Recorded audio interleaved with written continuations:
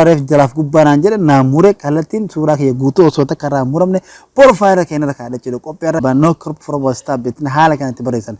Yeroo haala kanatti barreessan kallattii man aappiin kun isinii baha jechuudha. Assalamu alaikum warahmatullahi wabarakatuh. Jirtu hordoftoota keenya kabajamuuf jalatamu. Lagni keenya kan jalaf kabajaa iddoo isin jirtu sana kabajaa.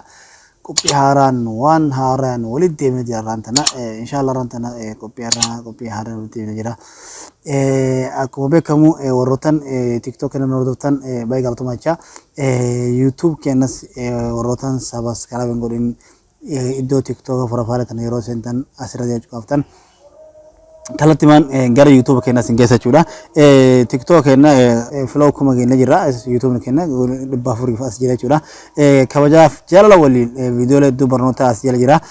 Kanaafuu YouTube kennas dhufaa subscribe nu godhaa jecha gara qophii kenna deemna. Fakkeenyaaf yeroo suuraa tokko footoo tokko WhatsApp irratti profaayila irra kaachuu deemtu suuraa guutuu isaa kaachuu hin jechuudha. Suuraa tokko yeroo kaachuuf irra keetu suuraa tokko selaamuudha yookaan gubbaa yookaan jala hanga tokko siin jedha jechuudha. Suuraa akka guutuu isaa akkamitti irra kaachuu hin suuraa keenya tokko osoo takkatti irraa murin guutuu isaa irra kaachuu hin jechuudha. Fakkeenyaaf suuraa kana yoo fudhatate suuraan kun akkana jedha yookaan jala kanaan yookaan gubbaan hanga tokko qofa irra kaa'uudhaan jedha jechuudha. Suuraa kana guutuu isaa osoo takka irraa muramne akkamitti irra kaa'adha kan jedhu waliin ilaalachuu ammaan tana nafana bu'a.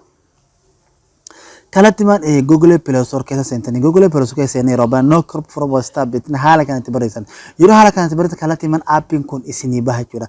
Yeroo aappii gosa kallattiin ammaan tana waan gabbuusa jiruuf aappii kana nama miliyoona tokko waliin gabbuusa jechuudha. Open jettanii seentan jechuudha. Waan takka waan tokko inni isin gaafatu hin jiru jechuudha.